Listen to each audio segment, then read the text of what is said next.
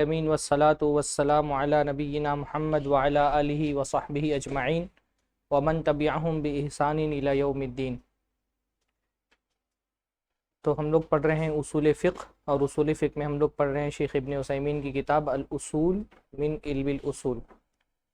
ہم نے ابھی جو اصول فقہ کا تعارف ہے وہ ختم کیا ہے، جس میں ہم نے پہلے اصول فقہ کی تعریف دیکھی ہے، اور اصول فقہ کی تعریف دو حیثیتوں سے دیکھی ہے۔ ایک اس کی تعریف اضافی ہے، یعنی اصول اور فقہ کی الگ الگ تعریف، اور دوسرا اصول فقہ کی تعریف لقبی ہے۔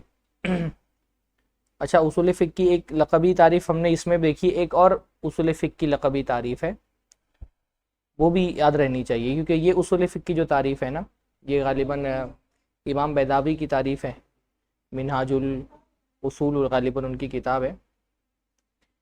تو یہ تعریف جامع تو ہے، لیکن یہ تعریف بہت مشکل ہے جو شیخ نے یہاں پہ کہی ہے نا، اصول فقہ کی تعریف کی علم یبحث عن ادلۃ الفقہ الاجمالیہ وکیفیۃ الاستفادۃ منہا وحد المستفید۔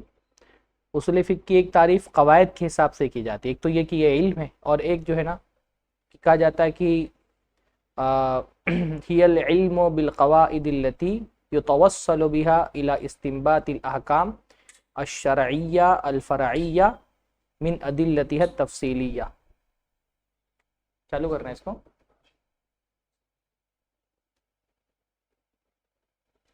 تو ایک تعریف تو یہ ہے شیخ نے جو کی ہے، ایک تعریف اور اصول فقہ کی جاتی ہے، وہ نسبتاً آسان تعریف ہے، آسان یعنی اس کو سمجھنے میں اتنی دقت پیش نہیں آتی ہے۔ وہ کہیں پین کہیں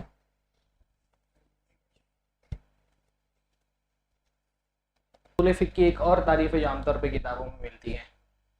کیا مطلب ہے اس تعریف کا؟ العلم بالقواعد، ایسے قاعدوں کا جاننا، التی جس کے ذریعے سے یتوصل بها پہنچا جا سکتا ہے، الی استنباط الاحکام، استنباط تک، استنباط یعنی ڈرائیو کرنا، نکالنا، الی استنباط الاحکام، احکام کے استنباط تک، یعنی ایسے قواعد ہیں جس کے ذریعے سے آپ حکم نکال سکتے ہیں۔ نکال دو نا۔ ایسے قواعد کا علم جس کے ذریعے سے آپ پہنچ سکتے ہیں احکام کے استنباط تک، احکام نکالنے تک۔ کون سے احکام؟ الشرعیہ، شرعی احکام، الفرعیہ، فروعی، فروعی یعنی عملی۔ جیسے ہم لوگ کہتے ہیں نا کہ علمی اور عملی، ایک تقسیم تو یہ کرتے ہیں کہ علمی یعنی عقیدے کے مباحث، علمی احکام، عقیدے کو علمی احکام کہتے ہیں، اور جو اعمال سے متعلق فقہی احکام ہوتے ہیں ان کو عملی احکام کہتے ہیں۔ ایسے ہی عقیدے کو اصول اور فقہ کو فروع کہتے ہیں۔ تو احکام الشرعیہ الفرعیہ من ادلتها التفصیلیہ، تفصیلی دلائل سے شرعی فرعی احکام کے استنباط تک پہنچنے کے لیے جن قواعد کی ضرورت ہوتی ہے ان کو جاننے کا نام اصول فقہ۔ یہ آسان تعریف ہے، یعنی اس کی آپ کو شرح نہیں کرنی پڑے گی، اس میں ہر چیز واضح ہے۔ وہ جو تعریف ہے وہ جامع ہے، لیکن اس میں مسئلہ کیا ہے؟ مشکل ہے۔ تعریف کا مقصد ہوتا ہے انٹروڈکشن کرنا نا کسی علم کا، تو وہ کیونکہ مشکل تعریف ہے وہ جامع ہے، اس میں زیادہ ڈیٹیل ہے۔ یہ تعریف جو ہے یہ آسان ہے، اس میں کسی چیز کے انٹروڈکشن کی ضرورت نہیں ہے کہ اصول فقہ میں آپ وہ قواعد پڑھتے ہیں جس کے ذریعے سے آپ شریعت کے تفصیلی دلائل سے احکام شرعیہ فرعیہ کا استنباط کر سکتے ہیں، وہ آپ یہ قواعد پڑھتے ہیں۔ شروع میں بھی ہم نے بتایا تھا۔ پھر اس کے بعد ہم نے کیا پڑھا؟ ہم نے پڑھا اصول فقہ کی تاریخ، ہم نے پڑھی کہ اصول فقہ کی تاریخ کیا ہے، مختصراً نو پڑھی۔ اب یہاں سے ہم احکام کی بحث شروع کر رہے ہیں۔ احکام جیسا کہ میں نے بتایا تھا اس سے پہلے بھی کہ سب سے اہم ترین چیز جو اصول فقہ میں ہم پڑھتے ہیں، یعنی احکام جو ہے وہ اصل میں منزل ہے نا۔ جیسے یہ بھی ہم نے دیکھا نا کہ اصول فقہ پڑھنے کا مقصد کیا ہے کہ ہمارے اندر احکام کے استنباط کی صلاحیت پیدا ہو جائے، ہم نص پڑھ کر کے حکم تک کے پہنچ سکیں، نص پڑھ کر کے ہم حکم تک پہنچ سکیں۔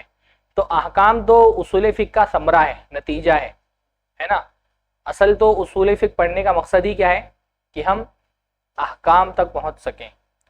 تو اس لیے سب سے پہلے ہم احکام ہی کی بحث پڑھتے ہیں۔ میں نے آپ لوگوں کو بتایا تھا کہ احکام جو ہے وہ اصول فقہ کا مقدمہ ہے، اور پھر اس کے 3 ابواب ہیں دلیل، استدلال اور مستدل. تو دلیل سے مستدل استدلال کر کے کیا نکالتا ہے؟ حکم ہی نکالتا ہے. تو بھائی سب سے پہلے ہم کو سمجھنا پڑے گا کہ حکم کس کو کہتے ہیں، حکم کی قسمیں کتنی ہیں، ہے نا، ان قسموں کے معنی کیا کیا ہیں. تو کیونکہ حکم ہی کے گرد پورا کا پورا اصول فقہ جو ہے نا وہ دوڑتا ہے، پورا اصول فقہ اسی کے گرد گھومتا ہے. تو اس لیے سب سے پہلے ہم یہ سیکھتے ہیں کہ حکم کہتے کس کو ہیں. اور انگلش میں حکم کا بہت آسان سا مطلب ہے رولنگس، ہے نا. تو اب احکام کس کو کہتے ہیں؟ الاحکام جمع حکم وهو لغۃ القضاء. احکام یہ حکم کی جمع ہے، اور حکم لغت میں کہتے ہیں القضاء کو. القضاء کا مطلب ہوتا ہے فیصلہ، اس لیے جو فیصلہ کرنے والا ہے تو اس کو قاضی کہا جاتا ہے.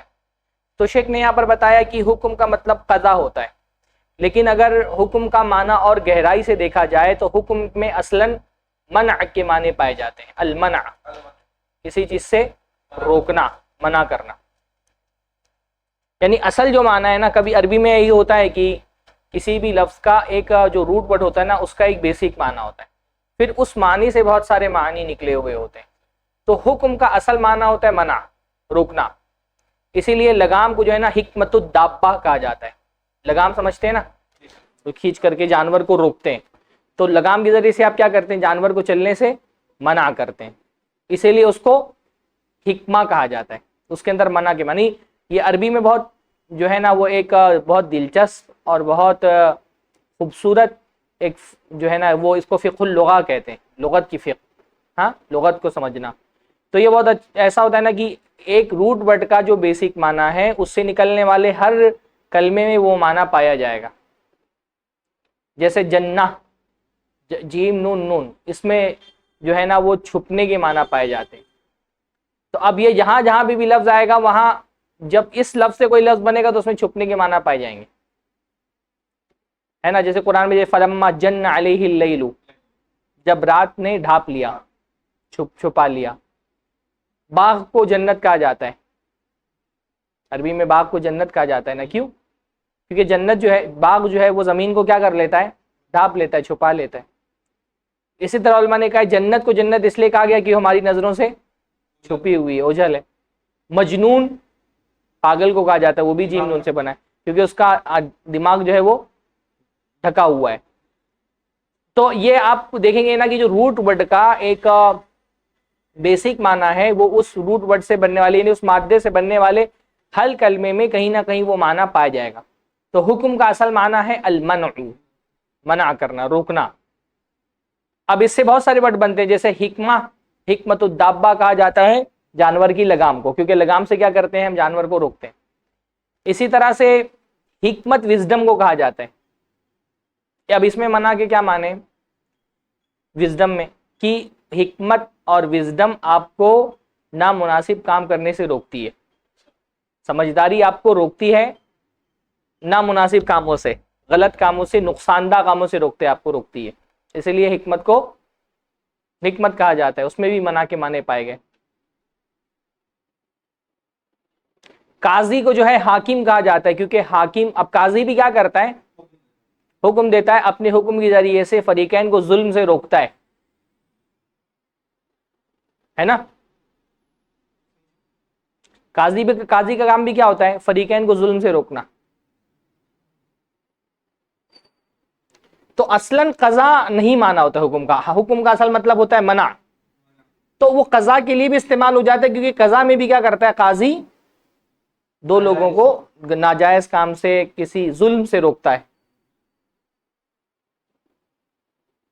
اور اصطلاح میں کس کو کہتے ہیں؟ اب یہ تو ہو گئی لغوی تعریف، جس میں المنع کے معنی پائے جاتے ہیں، القضاء کے معنی پائے جاتے ہیں، فیصلے کے معنی پائے جاتے ہیں.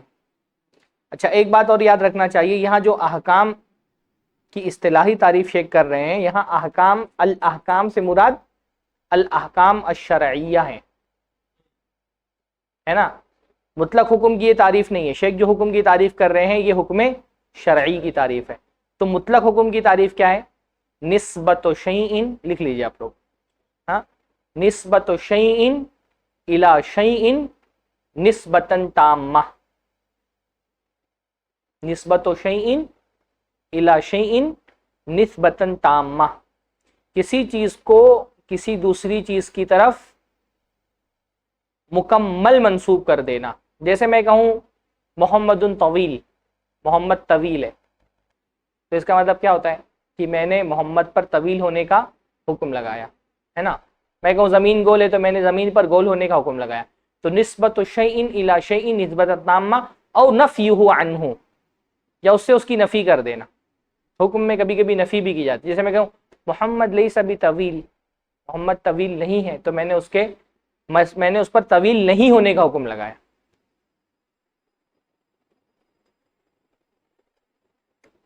تو حکم کی تعریف نہیں ہے یہ کہاں کس کی تعریف ہے؟ الاحکام الشرعیہ کی تعریف ہے. تو شیخ نے جو الف لام کہہ کے الاحکام کہہ دیا نا، اس الف لام کو کہا جاتا ہے معہود، عہد کے لیے آنے والا الف لام. یعنی یہ الف لام جب آتا ہے تو جو پہلے حکم کا معنی گزر چکا وہی حکم یہاں پر مراد ہے. تو اس لیے شرعیہ بولنے کی ضرورت نہیں پیش آئی. الف لام ایک العہد کے لیے آتا ہے، اس کو کہا جاتا ہے عہد کے لیے جو الف لام آیا ہے. جیسے کوئی لڑکا آنے والا ہے اور وہ آ گیا، تو میں بولوں جاء الولد، وہ لڑکا آ گیا. یعنی وہ لڑکا آنے والا تھا آپ لوگوں کے ذہن میں، وہ معہود تھا. معہود کا مطلب آپ کیا انڈرسٹوڈ تھا، پہلے سے آپ کے ذہن میں تھا، کیونکہ اس کا ذکر ہو رہا تھا پہلے. تو میں نے کہا جاء الولد، وہ لڑکا آ گیا. تو وہ جب میں نے بولا نا، یہاں پہ جو ال ہوتا ہے وہ ہوتا ہے، یعنی وہ حکم جس کی بات پیچھے گزر چکی ہے. کیونکہ جب ہم نے اصول فقہ کی تعریف دیکھی تو اس میں الاحکام جو ہم نے دیکھی وہ احکام شرعیہ ہی ہے. تو اس حکم کی تعریف یہ شیخ یہاں پر کر رہے ہیں، اس لیے الگ سے الاحکام الشرعیہ نہیں کہا. اب احکام شرعی اس کی تعریف کیا ہے؟ حکم شرعی کی تعریف کیا ہے؟ احکام یہ حکم کی جمع ہے، اور اس کی تعریف ہے مقتضاہ خطاب الشرع المتعلق بافعال المکلفین من طلب او تخییر او وضع، جس کا تقاضا کیا ہو شریعت کے خطاب نے اور اس کا تعلق ہو مکلفین کے افعال سے، من طلب چاہے وہ طلب ہو، او تخییر یا اس کے اندر تخیر ہو، او وضع یا اس کے اندر کسی علامت کو رکھا گیا ہو. اب یہ لمبی تعریف ہے، اس کے ایک ایک جز کو سمجھیں گے تو بات پورے طور پہ سمجھ میں آئے گی. سب سے پہلے سمجھتے ہیں کہ وہ کہاں ہے ڈسٹر، ٹیشو ہے، ٹیشو کپڑا کچھ تو ہوگا نا.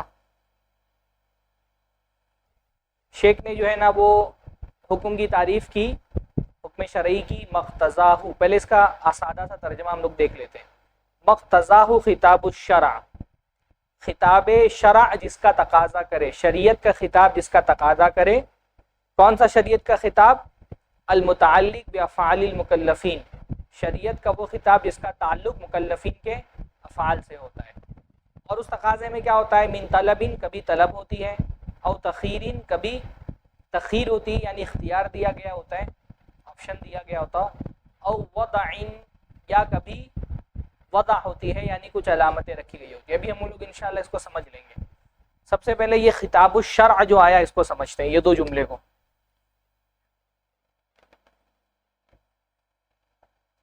خطاب الشرع، خطاب کس کو کہتے ہیں؟ خطاب اصل میں کلام سے خاص ہے. ایک تو ہوتا ہے کلام، کلام کا مطلب ہوتا ہے بات، ہے نا. بات کسی بھی طرح کی ہوتی ہے. کبھی کبھی ہم کلامی کو بھی ہم بات بولتے ہیں، کلام بولتے ہیں. جیسے میں اپنے آپ سے بات کر رہا ہوں یا اپنے دل میں بات کر رہا ہوں تو اس کو بھی کلام کہتے ہیں. تو کلام عام ہے. کلام کی ایک خاص قسم کیا ہے کہ کلام کیا جائے تاکہ کسی کو سنایا جائے. توجہ بھی الی السامع، یعنی کوئی بات جب ایسی کی جاتی ہے جس کا مقصد کسی تک کے وہ بات پہنچانا ہوتی ہے، جس کا وہ کوئی سامع ہوتا ہے. تو ایسا کلام جس کا کوئی سامع ہو اس کو کہا جاتا ہے خطاب. ایسا کلام جس کا کوئی سامع ہو اس کو کہا جاتا ہے خطاب. یعنی خطاب کا مخاطب ہوتا ہے، ہر کلام کا مخاطب نہیں ہوتا ہے نا. بھائی ایک ہوتا ہے نا ہم اپنے بات میں دل میں کوئی بات کر رہے ہیں، اس کو بھی کلام تو کہیں گے اور اس کو خطاب نہیں کہیں گے. خطاب کا سامع ہونا ضروری ہے. تو کلام عام ہے اور خطاب کیا ہے؟ خاص ہے. کلام یعنی جنرلی ہر بات کو کلام کہیں گے، لیکن کلام کی خاص قسم ہوتی ہے خطاب جس کا تعلق سامع سے ہوتا ہے، یعنی اس کا کوئی سننے والا ہوتا ہے، کوئی اس کا لسنر ہوتا ہے. اب اللہ تعالیٰ نے ہم سے خطاب کیا ہے نا. خطاب الشرع، اصل میں شیخ نے خطاب الشارع کہا ہے، اس میں زیادہ مناسب جملہ ہوتا کہ ہم خطاب الشرع شارع کہتے ہے نا، کہ شارع کا خطاب. اب یہ شارع کا مطلب کیا ہوتا ہے؟ شرع کا اصل مطلب ہوتا ہے لیجسلیشن، قانون سازی ہے نا. شرع کا مطلب ہوتا ہے قانون بنانا، قانون سازی، کیونکہ قانون بنانا صرف اللہ کا حق ہے. کسی چیز کو واجب کرنا یا مستحب کرنا یا مباح کرنا، مکروہ کرنا، حرام کرنا، یہ کس کا حق ہے؟ اللہ تعالیٰ کا حق ہے نا. تو شارع جو ہے وہ کون ہے؟ حقیقت میں شارع اللہ ہے. شرع لکم من الدین، اللہ نے فرمایا اللہ تعالیٰ نے تمہارے لیے شرع کیا دین کو، یعنی اللہ تعالیٰ نے تمہارے لیے دین کی صورت میں ایک شریعت نازل کی. اس میں اللہ تعالیٰ نے اس دین میں تم کو بتایا تمہارے لیے حلال و حرام کیا ہے. اور اس حیثیت سے شرع تشریع کہتے ہیں شریعت بنانے کو.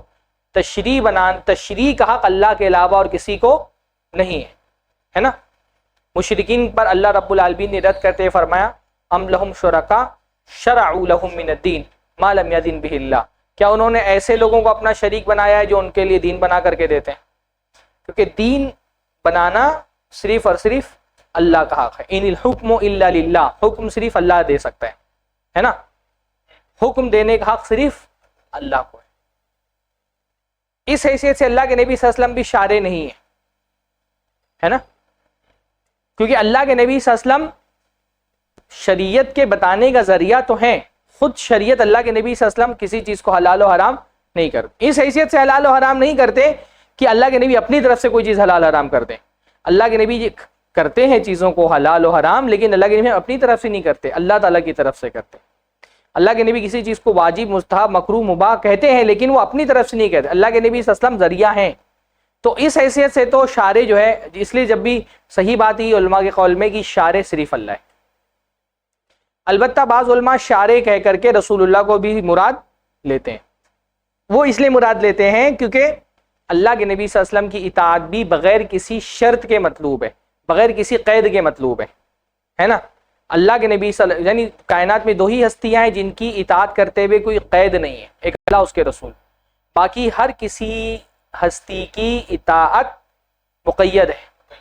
مقید یعنی اس کے ساتھ شرط ہے کہ اطاعت اس وقت ہوگی جب وہ اطاعت اللہ اس کے رسول کے خلاف نہ جاری ہو. لا طاعت لمخلوق فی معصیۃ الخالق، خالق کی مخلوق میں، خالق کی نافرمانی میں مخلوق کی اطاعت نہیں. تو اللہ کے رسول کی اطاعت میں تو گنجائش ہی نہیں پیدا ہو سکتی کہ آپ رسول کی اطاعت کر رہے ہوں اور اللہ تعالیٰ کی مخالفت ہو رہی ہو، کیونکہ اللہ کے نبی نے اللہ نے فرمایا من یطیع الرسول فقد اطاع اللہ، جس نے رسول کی اطاعت کی اس نے گویا کی اللہ کی اطاعت کی.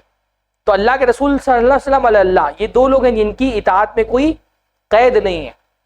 آپ کو بغیر قید کی ان کی اطاعت کرنی، باقی ہر کسی والدین کی اطاعت کرنی. پر اللہ نے کیا فرمایا کہ اگر وہ ماں باپ تم کو اس بات کا حکم دیں کہ تم اللہ کے ساتھ وَإِن جَاهَدَاكَ عَلَىٰ أَن تُشْرِكَ بِي شَيْءٍ مَا لَيْسَ بِهِ عِلْمٌ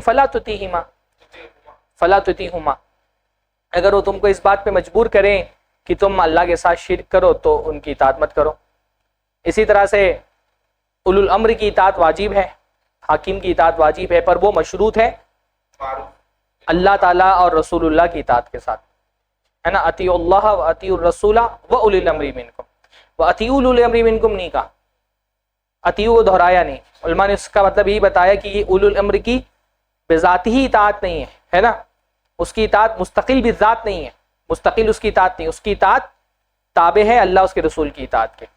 تو اس حیثیت سے بعض علماء اللہ کے نبی صلی اللہ علیہ وسلم کو بھی شارع کہہ دیتے ہیں کہ اللہ کے نبی بھی اگر اللہ کے نبی صلی اللہ علیہ وسلم کو کوئی چیز کو اگر اللہ کے نبی حلال یا حرام بول رہے ہیں تو اللہ کے نبی کو دلیل دینے کی ضرورت نہیں. اللہ کے نبی صلی اللہ علیہ وسلم کا قول اپنے آپ میں دلیل ہے، جیسے اللہ کا قول اپنے آپ میں دلیل ہے. تو اللہ کے رسول کو الگ سے دلیل، اور اللہ کے رسول کے علاوہ کوئی اور کچھ بولے گا تو اس کو اللہ اس کے رسول کے کلام سے دلیل دینی پڑے گی، ہے نا.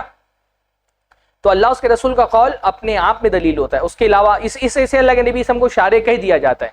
لیکن حقیقت یہ کہ اللہ کے نبی صلی اللہ علیہ وسلم بھی ذریعہ ہیں.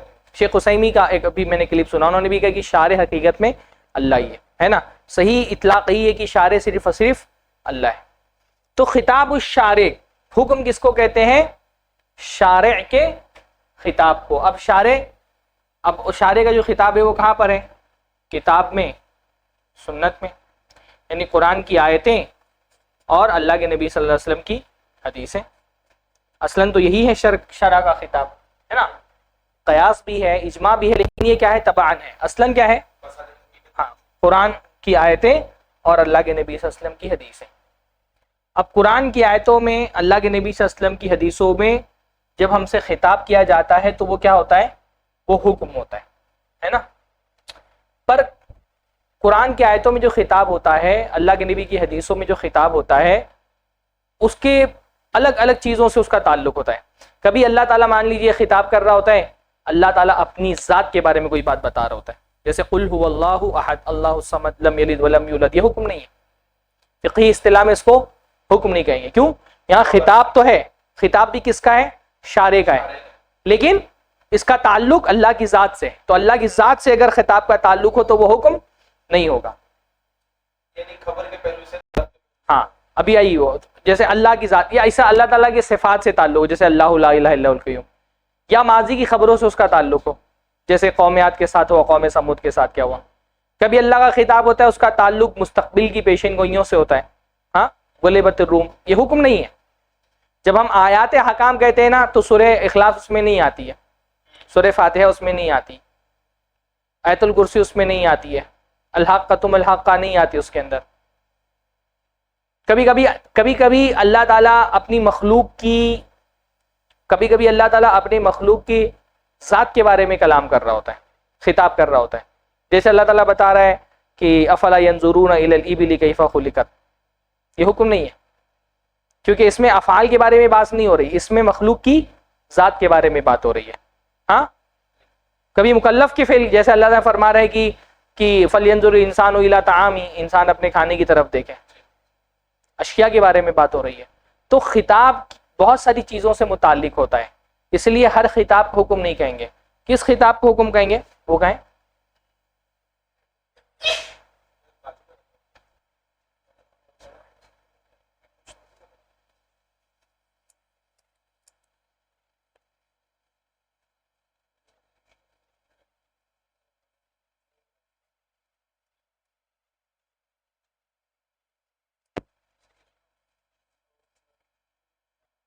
کس خطاب کو حکم کہیں گے؟ جس کا تعلق مکلفین کے افعال سے ہو.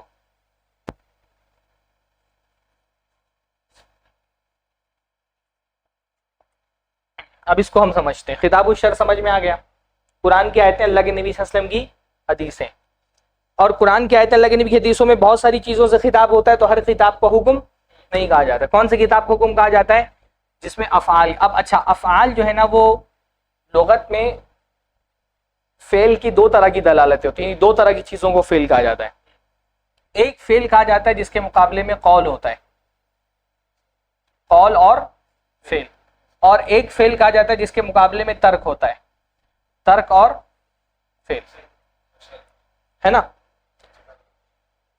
جیسے بھئی ہم اللہ کے نبی کی حدیث کی تعریف کرتے ہیں تو کیا کہتے ہیں؟ ما نسب الی النبی صلی اللہ علیہ وسلم من قول او فعل او تقریر، کہ اللہ کے نبی صلی اللہ علیہ وسلم کی طرف منسوب قول اور فعل اور تقریر کو حدیث کہتے ہیں. اب مسئلہ یہ ہے کہ اگر ہم کسی حدیث کو فعلی حدیث کہتے ہیں تو اس میں قول نہیں شامل ہوگا نا.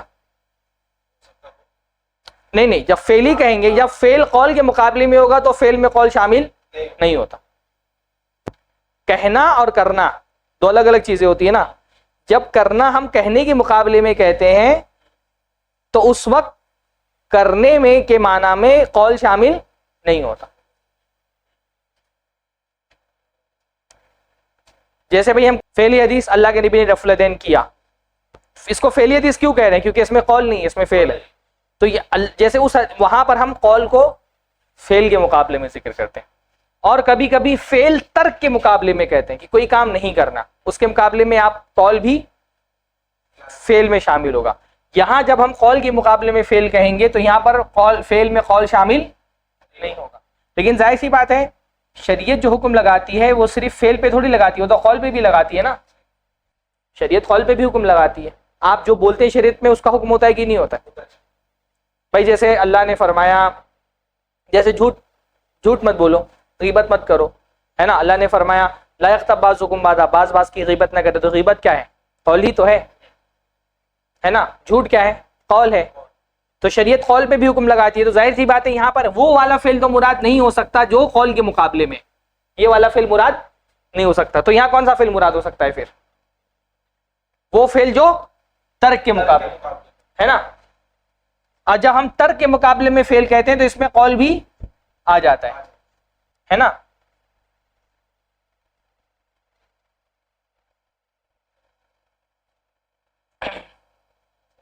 یہاں تک بات سمجھ میں آ گئی؟ ابھی تھوڑا سا اور آگے بڑھ رہے ہیں اس میں. یہاں تک سمجھ میں آ گئی نا کہ حکم کہتے ہیں شریعت کے اس خطاب کو جس کا تعلق مکلفین کے افعال سے ہو، ہے نا. تو پہلے تو ہم سمجھ رہے ہیں فعل کس کو کہتے ہیں. تو فعل دو طرح کے ہوتے ہیں. فعل عربی میں جب کہا جاتا ہے تو اردو میں بھی ایسی ہوتا ہے.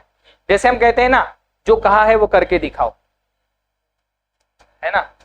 تو اس کا کیا مطلب ہے کہ ہم نے کرنے کو کہنے کے مقابلے میں کہا ہے نا. تو صرف جو کہنے کو وہاں پر کرنا اس کے اندر شامل نہیں ہوگا، اور کرنے میں کہنا شامل نہیں ہوگا. اور کبھی میں کہتا ہوں کہ آپ ان سے کہہ دینا، ہاں جیسے میں آپ سے کہوں کہ آپ سعد بھائی سے کہہ دینا کہ میں نے ان سے ایسا کہا ہے، ہاں میں نے ان کو سلام کہا ہے. پھر اس کے بعد میں آپ سے بولوں جو میں نے کرنے کو کہا تھا آپ نے کیا کہ نہیں. کہنے کو کہا تھا نا، لیکن میں اس کو کرنا بول سکتا ہوں کیونکہ قول بھی ایک طرح کا فعل ہوتا ہے. تو اردو میں بھی ایسا ہوتا ہے. تو یہاں پر جب ہم فعل کہہ رہے ہیں، پہلی بات تو سمجھ میں آ گئی کہ یہاں قول کے مقابلے میں جو فعل ہوتا ہے وہ فعل مراد نہیں یہاں، بلکہ یہاں پر فعل کیا مراد ہے؟ ترک کے مقابلے میں. لیکن اب ایک مسئلہ اور پیدا ہوگا یہاں پر کہ شریعت تو بھائی صرف فعل پر تھوڑی حکم لگاتی ہے، شریعت ترک پہ بھی حکم لگاتی ہے. کسی چیز کو چھوڑنے پر بھی تو شریعت حکم لگاتی ہے. جیسے اللہ نے فرمایا لولا ينهاهم الربانيون والاحبار عن قولهم الاثم واكلهم السحت، کہ جو یہود تھے ان کے علماء اور ان کے راہبوں نے اپنی قوم کے لوگوں کو منع کیوں نہیں کیا گناہ کی بات کرنے سے اور سود کھانے سے.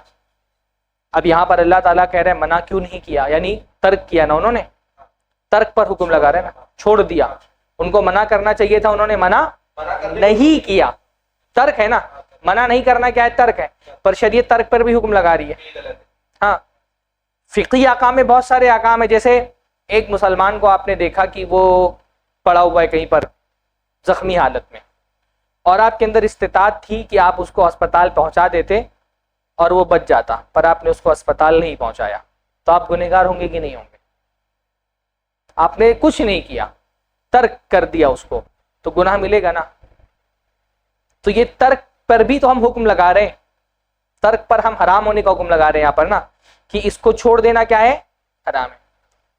آپ نے کسی آدمی کو منکر کام کرتے ہوئے دیکھا، آپ اس کو روک سکتے تھے، ہاتھ سے روک سکتے تھے، آپ نے نہیں روکا. زبان سے روک سکتے تھے، آپ نے نہیں روکا، ترک کر دیا. تو ترک پر حکم لگتا ہے نا. پر جب ہم یہاں کہہ رہے ہیں ترک وہ ہے، فعل وہ ہے جو ترک کے مقابلے میں ہے، تو پھر بھائی تو پھر بھی تو بات پوری نہیں ہوئی. ہاں پھر بھی تو بات پوری نہیں ہوئی، کیونکہ یہاں پر ترک پر بھی شریعت حکم لگاتی ہے.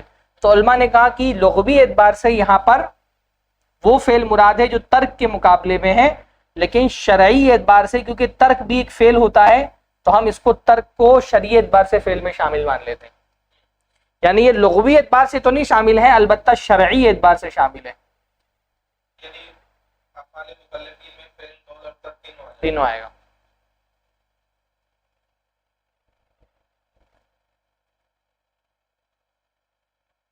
پر قول اور فعل کیسے آیا؟ یہ تو لغت ہی کی دلالت سے آ گیا. اور ترک کیسے آیا؟ شریعت کے حساب سے، کیونکہ ترک بھی فعل ہوتا ہے، اس لیے ہم نے اس کو اس کے اندر شامل کر لیا. اچھا، اتنے سارے اس سے بچنے کے لیے بعض علماء نے کہا بھائی افعال بولنے کی بجائے اعمال بول دو تو مسئلہ ہی ختم ہو جائے گا. اعمال المکلفین بول دو نا، تو یہ ساری بحث ہی نہیں آئے گی پھر اس کے اندر. اور مجھے بھی یہ زیادہ صحیح لگتا ہے کہ افعال کے بجائے اعمال کہہ دیا جائے. یہ بحث سمجھ میں آ گئی؟ آگے بڑھے. اب فعل کے بارے میں ایک بات اور سمجھنی چاہیے.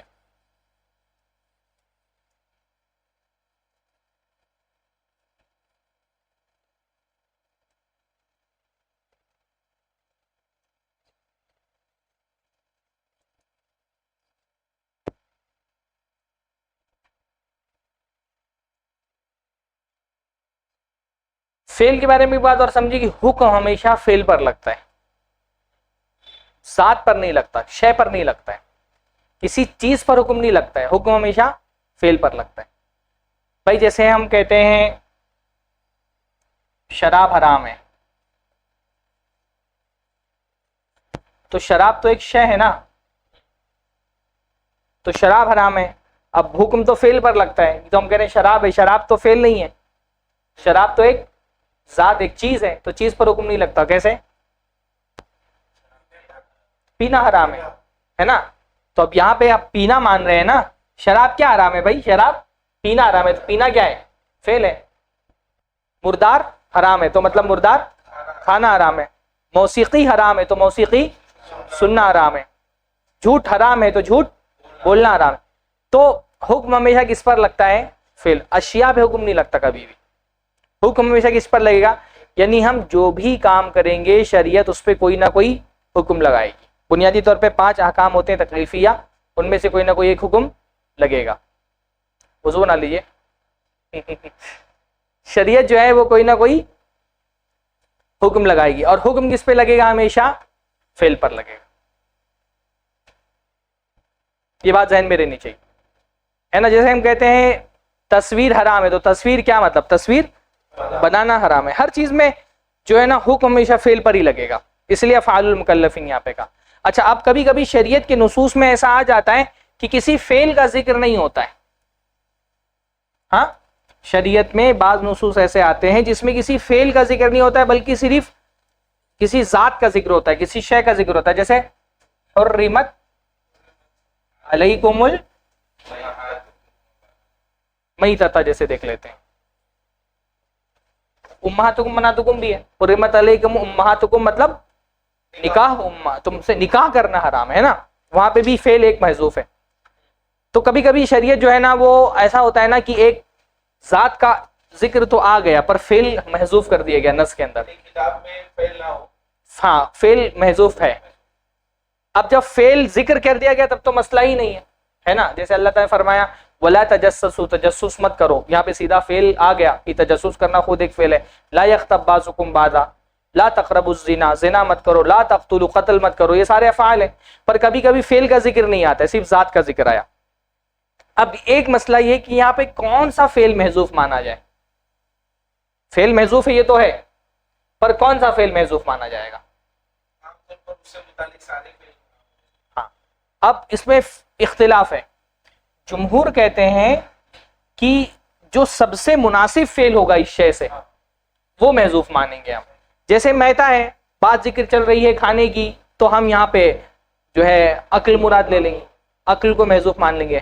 ہاں، حرمت علیکم اکل المیتہ، یہ کس کی رائے ہے؟ جمہور کی رائے. جمہور علماء یہ کہتے ہیں جب فعل کا ذکر نہ ہو تو جو سب سے مناسب یعنی سوٹیبل فعل ہوگا، جو وہاں پہ سوٹ کر رہا ہوگا اس شے سے، اسی فعل کو ہم محذوف مانیں گے. احناف کہتے ہیں کہ ہم اس کو مانیں گے کہ یہ مجمل ہے نص، یہاں کچھ نہیں مانیں گے محذوف، خاموش رہیں گے. ہم اس کی تفصیل دوسری جگہ پر دیکھیں گے.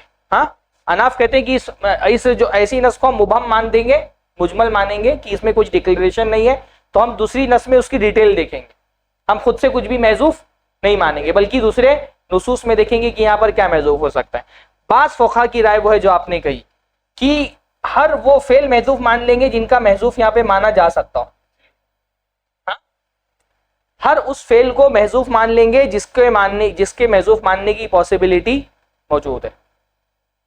جیسے اب عقل ہے، اسی طرح سے ایک فعل محذوف ہو سکتا ہے انتفاع. مردار سے فائدہ اٹھانا حرام کیا گیا ہے. مردار کو صرف کھایا نہیں جاتا ہے نا، اس سے فائدہ اٹھانے کی دوسری صورتیں بھی ہو سکتی ہیں. بعض فقہا یہ کہتے ہیں کہ جس فعل کو وہاں پر محذوف مانا جا سکتا ہے ہر فعل محذوف مان لیں گے، اور ہر وہ چیز حرام ہو جائے گی جو یہاں پر فٹ بیٹھ سکتی، چاہے وہ اس کے مناسب ہو یا مناسب نہ ہو. اس فقہی اختلاف کی وجہ سے مسئلے میں بھی فرق پڑتا ہے نا، کیونکہ جن علماء نے کہا کہ جو سب سے مناسب فعل محذوف مانیں گے وہ انتفاع کو جائز مانیں گے کہ دوسری صورتیں جو اس سے فائدہ اٹھانے کی ہو سکتی ہے وہ جائز ہے. جن لوگوں نے کہا کہ ہر طرح کا فعل جو پاسبلٹی پائی جاتی ہے سب حرام مانیں گے، تو وہ انتفاع کو بھی حرام مانیں گے. حرمت علیکم سے انتفاع بھی حرام مان لیں گے. اس میں جمہور کی جو رائے ہے وہ زیادہ صحیح ہے نا. جیسے اللہ کے نبی صلی اللہ علیہ وسلم کے بارے میں آتا ہے نا کہ اللہ کے نبی صلی اللہ علیہ وسلم نے دیکھا کہ کچھ لوگ ایک بکری کو گھسیٹ کر لے کر کے جا رہے تھے، تو اللہ کے نبی نے پوچھا کہ تم نے اس کو چمڑی کو دباغت دے کر کے اس سے فائدہ کیوں نہیں اٹھا لیا؟ تو انہوں نے کہا اللہ کے نبی یہ میتہ ہے، مردہ ہے۔ تو اللہ نے فرمایا انما حرم اکلھا، اس کا کھانا حرام کیا گیا۔ تو پتہ ہی چلا کہ وہاں ایک ہی فعل محذوف تھا، اور وہ محذوف کیا تھا؟ عقل۔ وہاں پہ ہم کو نہیں پتہ چلا، اللہ کے رسول صلی اللہ علیہ وسلم نے بتا دیا۔ شروع میں تو آرام ہو جاتا، ہاں شروع میں بھی تو آرام تھا، کس کا؟ ہر صورت کی شرع نہیں حرام ہے، یعنی جو اس حدیث میں اللہ کے نبی صلی اللہ علیہ وسلم نے جو کہا نا کہ شرع حرام ہے، تو اللہ کے نبی صلی اللہ علیہ وسلم نے وہی کہا کہ اس کو بیچ نہیں سکتے پر اس کی چمڑی سے فائدہ اٹھا سکتے ہیں۔ بیچنے کی جو چمڑی بیچ سکتے ہیں، ہاں وہ تو چمڑی بیچ سکتے ہیں، جس چیز کا استعمال جائز ہے اس کو بیچنا بھی جائز ہے۔ تو بہرحال یہ ایک اصولی مسئلہ ہے کہ فعل جو ہے وہ کبھی کبھی محذوف ہوتا ہے، لیکن حکم بہرحال کس پر لگے گا؟ فعل ہی پر لگے گا، شے پر نہیں لگے گا۔ کوئی چیز فی نفسی کچھ بھی نہیں ہوتی ہے نا، اس کے متعلق جو فعل ہوتا ہے وہ یا تو حلال ہوگا یا تو حرام ہوگا۔ تو یہ سمجھ میں آ گیا نا کہ یہاں پہ افعال کیوں کہا؟ کیونکہ فعل حکم ہمیشہ کس پر لگے گا؟ فعل پر لگے گا۔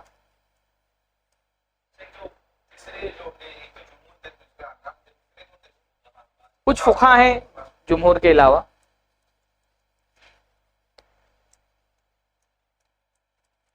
تو یہ تو افعال سمجھ میں آ گیا آپ لوگوں نا کہ حکم کس پر لگتا ہے۔ حکم کس کو کہتے ہیں؟ شریعت میں جس خطاب کا تعلق افعال سے ہوتا ہے، ہاں افعال سے ہوتا ہے۔ اب یہ افعال کس کے ہوتے ہیں؟ مکلفین کے ہوتے ہیں۔ مکلف کس کو کہتے ہیں؟ جس کو شریعت نے پابند بنایا ہو۔ الفت کا اصل مطلب ہوتا ہے مشقت۔ تو شریعت جب آپ کو کسی چیز کا پابند بنا دیتی ہے تو آپ کے اوپر ایک ذمہ داری ڈال دی جاتی ہے نا، ایک بوجھ ڈال دیا جاتا ہے آپ کے کندھوں پر۔ اسی لیے بعض علماء کہتے ہیں کہ حکم کے لیے تکلیف کا لفظ استعمال نہیں کرنا چاہیے۔ مکلف کیا ہے؟ یہ تکلیف سے بنا ہے۔ تکلیف کا مطلب ذمہ داری۔ تکلیف میں ایک طرح سے مشقت کے معنی پائے جاتے ہیں نا۔ تو جیسے امام تیمیہ ہیں اور ان کے شاگرد ہیں ابن القیم، وہ کہتے ہیں بھائی ایمان والے بندے کو بوجھ تھوڑی محسوس ہوتا ہے جب وہ کوئی نیکی کا کام کرتا ہے، اس کو تو راحت اور نعمت محسوس ہوتی ہے، تو اس کو تکلیف نہ کہا جائے۔ شیخ ابن تیمیہ کہتے ہیں کہ اس کو تکلیف نہ کہا جائے۔ امام قیم یہ کہتے ہیں کہ اس کو تکلیف کہنا بہتر نہیں ہے، اس لیے وہ طلب کہتے ہیں اس کو۔ وہ احکام تکلیفیہ نہیں کہتے، وہ احکام طلبیہ کہتے ہیں۔ لیکن یہ بات بہت زیادہ صحیح نہیں ہے۔ پہلی بات تو یہ کہ بھائی حقیقت تو یہی ہے کہ جو نیکی کے کام ہوتے ہیں یا شریعت کی جو پابندیاں ہوتی ہیں وہ نفس کے لیے بھاری ہوتی ہیں۔ ہاں وہ دوسری دلیل وہی دی انہوں نے۔ پہلی دلیل یہ دی کہ بھائی دیکھو اللہ کوئی بھی آپ نے نماز پڑھنا ہے، ٹھیک ہے نماز پہ راحت ہے، لیکن نفس تو بہرحال اس کو آپ کو مارنا پڑتا ہے، نیند قربان کرنی پڑ رہی ہے، کبھی مجلس قربان کرنی پڑ رہی ہے۔ ایسا ہی جو ہے وہ کوئی چیز اللہ نے حرام کی تو اس سے بچنے کے لیے آپ کو نفس کو بہرحال مارنا پڑتا ہے۔ قرآن مجید میں اللہ کے نے فرمایا المجاہد من جاہد نفس، مجاہد وہ ہے جو اپنی نفس سے جہاد کر لے جائے۔ تو جہاد میں جانا ہے تو ظاہر سی بات ہے نفس اس کے لیے تیار نہیں ہوتی، تو مشقت تو بہرحال نفس کو ہوتی ہے۔ لیکن اسے فرمایا حفت الجنت بالمکارہ، جنت جو ہے وہ ناپسندیدہ چیزوں سے گھری ہوئی ہے، تو ناپسندیدہ نہیں نفس کو پسند نہیں آتی۔ اور پھر قرآن مجید میں جو اللہ نے استعمال کیا لا یکلف اللہ نفسا الا وسعہا، اللہ تعالیٰ طاقت سے زیادہ کسی پر بوجھ نہیں ڈالتا۔ اس کا مطلب جتنا طاقت ہے اتنا بوجھ ڈالتا ہے اللہ، ہے نا۔ طاقت سے زیادہ بوجھ نہیں ڈالتا، اس کا مفہوم مخالف کیا نکلا کہ جتنی طاقت ہے اتنا ڈالتا ہے، تو یعنی اس کا مطلب شریعت کے احکام کو تکلیف کہا جا سکتا ہے۔ اب شریعت میں مکلف جب کہا جاتا ہے تو اس سے بنیادی طور پہ کون مراد ہوتا ہے؟ عاقل اور بالغ۔ مکلف کون ہوتا ہے؟ جو عاقل ہو اور بالغ ہو۔ عاقل یعنی پاگل نہ ہو، بالغ یعنی بچہ نہ ہو۔ عاقل کہتے ہیں مجنون کے مقابل میں، اور بالغ کہتے ہیں سبھی کے مقابلے میں۔ تو شریعت میں مکلفین کے، کیونکہ طلب کس سے ہوگی بھائی؟ طلب عاقل بالغ سے ہی ہوتی ہے نا، کرنے کی صلاحیت جس کے اندر ہاں تو صلاحیت جو ہے وہ عاقل بالغ میں ہی ہوتی ہے۔ تو جیسے حلال حرام واجب مستحب مکروہ مباح کس کو کیا جائے گا؟ جو مکلف ہے۔ جو مکلف نہیں اس پر احکام نافذ نہیں ہوتے، تو مکلفین کے فعل سے متعلق جو خطاب ہے اس کو حکم کہا جاتا ہے۔ اتباع سمجھ میں آ گئی؟ اب یہاں پہ بھی کنفیوژن پیدا ہوتا ہے کہ بعض مرتبہ بھائی مکلفین جو غیر مکلف ہوتے ہیں ان سے بھی بہت سارے شرعی احکام متعلق ہوتے ہیں۔ جیسے بچہ ہے، ہاں بچہ ہے تو اس کے مان لیجیے ایک بچہ ہے، اس کے والد کا انتقال ہو گیا اور اس کے پاس وراثت میں بہت سارا مال آیا، مال پر 1 سال گزر گیا تو زکوٰۃ واجب ہو جائے گی مال پہ، حالانکہ بچہ مکلف نہیں ہے۔ ایسے ہی اگر پاگل ہے کوئی آدمی، اچانک پاگل ہو گیا، اس کے پاس بہت پراپرٹی ہے، پھر سال گزر گیا تو اس پر بھی زکوٰۃ واجب ہو جائے گی، تو یہ تو مکلف نہیں ہے۔ تو اس حساب سے تو شیخ کی تعریف میں ایک پرابلم آ گیا کہ آپ صرف مکلفین کے فعل سے متعلق خطاب کو حکم کہہ رہے ہیں، جبکہ بہت سارے احکام کا تعلق غیر مکلف سے بھی ہوتا ہے۔ تو شیخ نے اس کا جواب آگے تشریح میں دیا ہے کہ یہاں مکلف سے مراد وہ نہیں ہیں جو فی الحال ہی مکلف ہوں، کہہ رہے ہیں مکلف سے مراد وہ ہیں جن کے اندر مکلف ہونے کی صلاحیت موجود ہو مگر کسی معنی کی وجہ سے وہ مکلف نہیں ہو رہے، یعنی جو کبھی مکلف ہو سکتے ہوں، ان کے اندر پاسبلٹی ہو مکلف ہونے کی۔ ما من شأنہم التکلیف، جن کے شان میں یہ ہوتا ہے کہ وہ مکلف ہو سکتے ہیں۔ اس لیے علماء نے اس کی شرح میں یہ کہا کہ ایک ہوتا ہے مکلف فی الحال اور ایک ہوتا ہے مکلف فی المعال۔ مکلف فی الحال کا مطلب جو فی الوقت مکلف ہے، اور مکلف فی المعال کا مطلب جو فی الوقت تو مکلف نہیں ہے لیکن اس کے اندر پاسبلٹی موجود ہے مکلف ہونے کی، بس ایک معنی کی وجہ سے ایک رکاوٹ ہے، بچے کے اندر رکاوٹ ہے کہ وہ بالغ نہیں ہوا ہے، جیسے ہی بالغ ہو جائے گا مکلف ہو جائے گا۔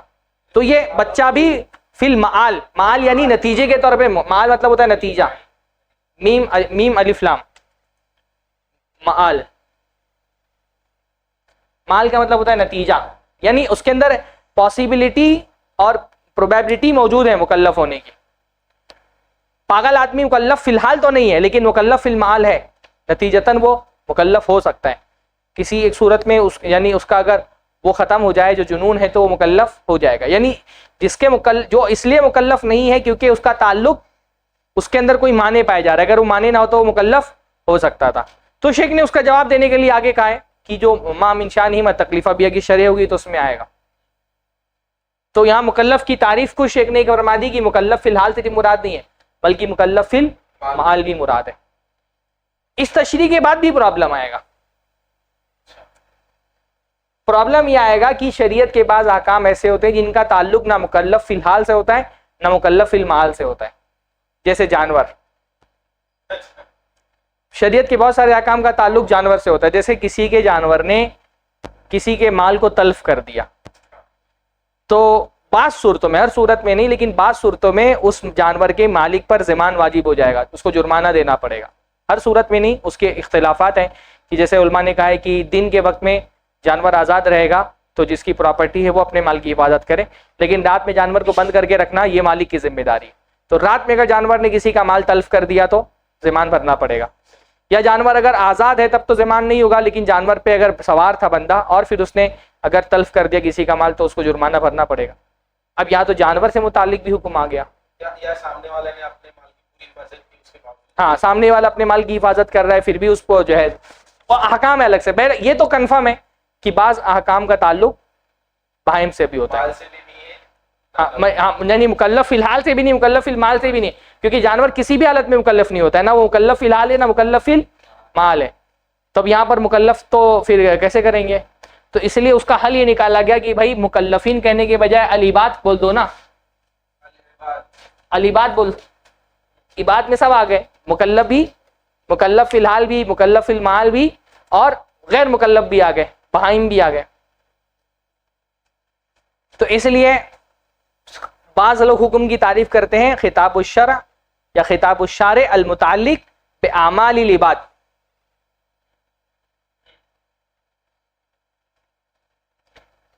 لیکن اس میں تو ٹھیک ہے کہ اعمال والا مجھ کو یہ زیادہ صحیح لگتا ہے کہ افعال کے بجائے اعمال کہہ دیا جائے، شیخ امام ابن عثیمین نے افعال کا ہے لیکن آپ اعمال کہہ دیں، پر عباد والا جو معاملہ ہے اس میں ذرا تکلف آ گیا، کیونکہ بھائی دیکھو آپ نے جو کہا کہ بچہ، مجنون اور جانور،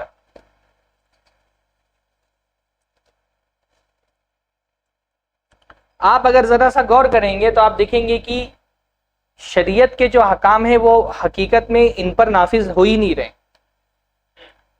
بلکہ وہ نافذ ہو رہے ہیں بچے کے ولی پر، مجنوں کے ولی پر، جانور کے مالک پر، اور یہ سب کے سب مکلف ہیں۔ جیسے بچے کے مال میں زکوٰۃ واجب ہوگی پر وہ نکالے گا زکوٰۃ کون؟ بچہ تھوڑی نکالے گا، ولی ولی نکالے گا، تو ولی تو مکلف ہے نا، تو اصلاً یہ مکلف ہی کا فعل ہوگا۔ مجنو کے زکوٰۃ میں مال واجب ہوگی، مجنو تھوڑی نکالے گا، کون نکالے گا؟ اس کا گارجین اور ولی نکالے گا، تو یہ بھی کیا ہو گیا؟ مکلف ہو گیا۔ تو جانور بھی اگر اس کے معاملے میں بھی کوئی اگر جرمانہ نافذ ہو رہا ہے تو جرمانہ جانور تھوڑی دے گا، اس کا مالک دے گا، تو مالک تو مکلف ہے نا۔ تو کیونکہ یہ جو ان سے متعلق جو لوگ حکم جن کے لیے آ رہا ہے، حکم ان کے لیے نہیں آ رہا ہے، پر جن کے لیے حکم آ رہا ہے وہ مکلف ہیں۔ ولی سبب وہ بن رہے ہیں۔ ہاں سبب یہ بن رہے ہیں لیکن مکلف ہی کے لیے حکم ہے۔ بچے کے مال میں سے زکوٰۃ نکالنا ہے پر ولی نکالے گا تو ولی مکلف ہے، مجنو کا بھی ولی مکلف ہے، جانور کا بھی مالک مکلف ہے۔ تو وہ عبادت کی ضرورت نہیں ہے، مکلف یہاں پر ٹھیک ایک لفظ ہے۔ اگلی بات سمجھ میں؟ زیادہ ڈیپ میں جا رہے ہیں ہم لوگ کیا؟ ہاں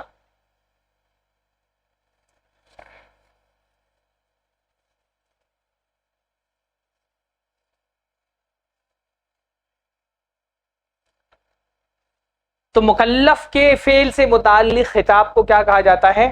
حکم کہا جاتا ہے، یعنی ایسا خطاب۔ اچھا اب ایک چیز اور اس کو سمجھ لیں، یہاں پر شیخ نے کیا فرمایا ہے؟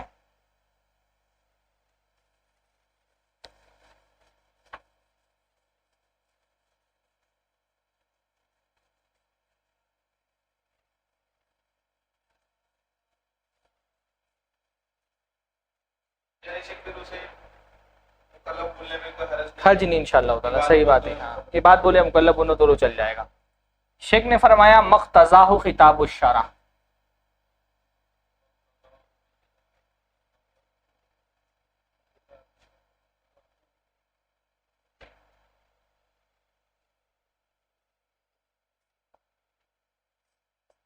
مقتضاہ خطاب الشارع۔ تھوڑا سا یہاں پہ فرق ہے فقہا اور اصولیین کے درمیان میں۔ فقہا جو ہے نا وہ مقتضاہ لفظ نہیں استعمال کرتے ہیں، میں اس سے پہلے بھی بتا چکا ہوں۔ فقہا ڈائریکٹ کہتے ہیں شریعت کا خطاب ہی اصل میں حکم ہوتا ہے، جیسے اقیم الصلاۃ خود حکم ہے۔ جو اصولیین ہے وہ کہتے ہیں یہ بات، اصولیین کہتے ہیں اقیم الصلاۃ یہ خود کیا ہے؟ حکم ہے۔ اور جو فقہا کہتے ہیں اقیم الصلاۃ حکم نہیں ہے، اقیم الصلاۃ جس چیز پر دلالت کر رہا ہے، اقیم الصلاۃ کس پہ دلالت کر رہا ہے؟ نماز کے واجب ہونے پر، تو کہتے ہیں نماز کا واجب ہونا حکم ہے۔ یہ فرق ہے اصولیین میں اور فقہا میں۔ اصولیین اس لیے، اصولیین جب تعریف کرتے ہیں حکم کی تو وہ کہتے ہیں خطاب الشارع المتعلق بافراد، وہ مقتضاہ نہیں کہتے۔ اور فقہا کہتے ہیں شریعت کا خطاب نہیں، شریعت کا خطاب کا جو مدلول ہوتا ہے، اس کا جو اثر ہوتا ہے وہ اصل میں حکم ہوتا ہے۔ تو یہ تھوڑا سا فرق ہے، آگے اس فرق کی وجہ سے تعریف میں بھی بہت سارے فرق آئے گا، تو اس کو یاد رکھیے کہ مقتضاہ سے مراد شریعت کے خطاب کا جو تقاضا ہے، شریعت کے خطاب نے جس چیز پر دلالت کی ہے، فقہا کہتے ہیں کہ یہ حکم ہے، اور اصولین کیا کہتے ہیں؟ ڈائریکٹ شریعت کا خطابی حکم ہے۔ شریعت وہ ڈائریکٹ کہتے ہیں، فقہا کہتے ہیں کہ اقیم الصلاۃ حکم ہے۔ شریعت کا کتاب جس پر دلالت کرے۔ ہاں جیسے اصولین کیا کہتے ہیں؟ اقیم الصلاۃ ڈائریکٹ یہ حکم ہے، اور فقہا کیا کہتے ہیں؟ نہیں، نماز واجب، کہتے ہیں حکم، فقہا کہتے ہیں کہ یہ حکم ہے۔ ہاں فقہا کے نزدیک حکم کیا ہے؟ یہ ہے، اور اصولیین کیا کہتے ہیں؟ اقیم الصلاۃ سیدھا حکم ہے۔ لفظی اختلاف ہے، اس سے کوئی اثر یعنی اس کا کوئی ثمرہ نہیں ہے، اس سے مسئلے پہ کوئی فرق نہیں پڑے گا۔ شیخ نے میرے خیال سے اس لیے کہا ہے نا کہ تاکہ دلیل اور مدلول، یہ کیا ہے؟ خطاب شرع کا مدلول ہے، تو اس سے دلیل اور مدلول الگ الگ رہے۔ شیخ نے غالباً یہ اس وجہ سے لیا ہے۔ ہاں فقہا کے حساب سے یہی دلیل ہے، یہی مدلول بھی ہے، یہ دلیل ہے اور یہ اس پہ دلالت کر رہی ہے نا، ہاں تو دلیل اور مدلول الگ الگ ہو جائے، اس لیے شیخ نے مقتضا کہہ دیا۔ یہ بس میں ایسے بتا دیا آپ لوگوں کو، کیونکہ اس کی وجہ سے آگے تعریف میں فرق آئے گا، جب وہ شیخ واجب حرام ان سب چیزوں کی تعریف کریں گے نا۔ مقتضا کیا ہے؟ مقتضا جس کا تقاضا کر رہا ہے شریعت کا خطاب، جیسے اقیم الصلاۃ کیا تقاضا کر رہا ہے آپ سے؟ کہ آپ نماز واجب ہے نا، تو شیخ کہتے ہیں کہ اس کے تقاضے کا حکم کہا جاتا ہے، اور فقہا کہتے ہیں کہ نہیں، ڈائریکٹ جو خطاب ہوتا ہے وہی ڈائریکٹ حکم ہوتا ہے۔ یہ ایک ایسی ایک ضمنی بات ہے جو میں نے آپ کو بتا دی۔ تو مقتضاہ خطاب الشرع المتعلق بافعال المکلفین۔ اب شریعت کے جو تقاضے ہوتے ہیں وہ کتنے طرح کے ہوتے ہیں؟ کبھی اس میں طلب ہوتا ہے، یعنی حکم میں کبھی طلب ہوتا ہے، کبھی تخییر ہوتی ہے، اور کبھی وضع ہوتا ہے۔ اب یہ طلب، تخییر اور وضع کیا ہے؟ طلب شریعت میں دو طرح کی ہو سکتی ہے، یعنی جو قرآن کی آیتیں حدیثیں ہیں جن کا تعلق ہمارے فعل سے ہے، تو فعل میں طلب دو طرح کی ہو سکتی ہے، یا تو کسی کام کے کرنے کو طلب کیا گیا ہوگا، یعنی فعل طلب کیا گیا ہوگا، یا ترک طلب کیا ہوگا، ہے نا؟ اقیم الصلاۃ، نماز پڑھو تو اس کے کرنے کو طلب کیا گیا، لا تقتلوا، قتل مت کرو تو اس کے ترک کو طلب کیا گیا۔ دونوں میں طلب ہے نا، دونوں میں آپ سے کچھ مانگا گیا ہے، کیا تو کہا گیا یہ کرو، یا تو کہا گیا یا نہیں کرو، تو یہ طلب ہو گیا۔ اب طلب بھی دو طرح کی ہوگی، یا تو اس فعل کے کرنے کو لازم کر دیا گیا ہوگا، یا غیر لازم کیا، یعنی لازم نہیں کیا گیا ہوگا، کمپلسری کر دیا گیا ہوگا، یا ریکمینڈیڈ ہوگا، ہے نا؟ یا تو کہا گیا لازم کرو، یا کہا گیا کرو گے تو فضیلت ملے گی، علی وجہ الافضلیہ۔ ایک فورسفل مینر میں کسی چیز کو کبھی کہا جاتا ہے نا تم کو کرنا ہے، اور کبھی ایک ریکمینڈیڈ مینر میں کہا جاتا ہے، ریکمینڈ ہے کہ کر لو۔ نہیں میں بھی یہی ہوگا، یا تو ترک کرنے کو لازم کر دیا گیا ہوگا، یا غیر لازم کیا گیا ہوگا، یا تو فورسفل مینر میں کہا گیا ہوگا کرو یہ کام نہیں کرنا ہے، یا پھر غیر لازم کا مطلب ہوتا ہے کہ اس کو والنٹری طلب کیا گیا ہو، بہتر ہے کہ جو ہے وہ مت کرو یہ کام۔ تو فعل لازم ہوگا، یعنی اس کا کرنا یا تو لازم ہوگا یا تو لازم نہیں ہوگا، اسی طرح چھوڑنا یا تو لازم ہوگا یا تو لازم نہیں ہوگا۔ اگر کرنے کو لازم کر دیا گیا ہے تو یہ ہو جائے گا واجب، کرنے کا حکم دیا گیا ہے لازم نہیں کیا گیا تو یہ ہو جائے گا مستحب یا مندوب، چھوڑنے کو لازم کر دیا گیا تو یہ ہو جائے گا حرام، اور چھوڑنے کو لازم نہیں کیا گیا تو یہ ہو جائے گا مکروہ۔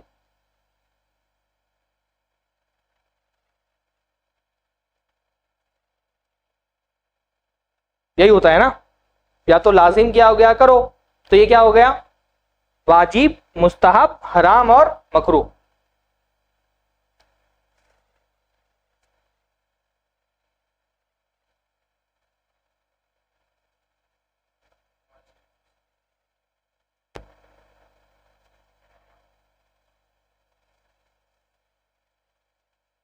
اب یہ سارا حکم ہے نا، کسی چیز کو کہہ دینا یہ واجب ہے تو یہ کیا ہو گیا؟ حکم ہو گیا نا، اس پر ہم نے واجب ہونے کا حکم لگا دیا۔ یا کسی چیز کو کہہ دیا کہ مستحب ہے تو ہم نے اس پر حکم لگایا، یا کسی چیز کو کہہ دیا حرام ہے تو ہم نے اس پر حکم لگایا، کسی چیز کو کہہ دیا مکروہ ہے تو ہم نے اس پر حکم لگایا۔ پانی اٹھا دو بابو۔ بارک اللہ فیک۔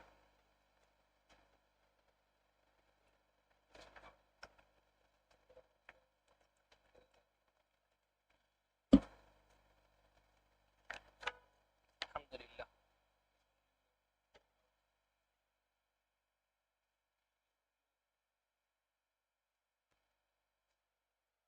شروع کریں؟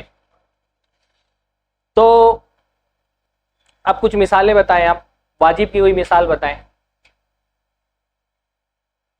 ہاں، فرض نماز پڑھنا، روزہ رکھنا، زکوٰۃ دینا، حج کرنا، والدین کی فرما برداری کرنا، داڑھی رکھنا، حجاب پہننا، ہے نا؟ یہ کیا ہے؟ سب واجب ہے۔ مستحب کی مثال نفل نماز پڑھنا، تہجد کی نماز پڑھنا، چاشت کی نماز پڑھنا، عاشورہ کا روزہ رکھنا، عرفہ کا روزہ رکھنا، ایک حج کے بعد دوسرا حج کرنا، ایک عمرہ کے بعد دوسرے عمرہ کرنا، اسی طرح سے بہت ساری مستحب تو بہت ساری چیزیں ہے نا۔ پھر تیسرا کیا ہے؟ حرام، جیسے سود کھانا، جھوٹ بولنا، چوری کرنا، شرک کرنا، زنا کرنا، بدفعلی کرنا۔ اور مکروہ، مکروہ بہت کم ہے تعداد میں، یعنی جو حرام تو نہیں کیا گیا ہے لیکن اس کے چھوڑنا بہتر ہے، جیسے رقیہ طلب کرنا۔ رقیہ طلب کرنا حرام نہیں ہے، جائز ہے، لیکن بہتر ہے کہ نہ کیا جائے، اس لیے فضیلت ہے اس کے چھوڑنے پر۔ نظر ماننا حرام نہیں ہے لیکن بہتر ہے کہ نہ مانا جائے۔ بائیں ہاتھ سے کچھ چیز لینا دینا حرام نہیں ہے لیکن بہتر ہے کہ نہ کیا جائے۔ تو مکروہات اسی طرح کے ہیں۔ ٹیک لگا کے کھانا کھانا، اللہ نے فرمایا کہ میں لا آکل متکئا، ٹیک لگا کے کھانا نہیں کھاتا، منع تو نہیں کیا لیکن اپنے بارے میں کیا فرمایا کہ میں نہیں کھاتا۔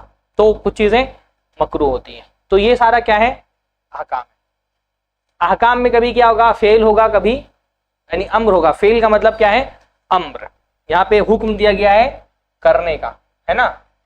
اور ترک میں کیا ہوگا؟ نہیں، اس سے رکنے کا حکم دیا گیا. تو یہ تو چار یہ ہو گئے.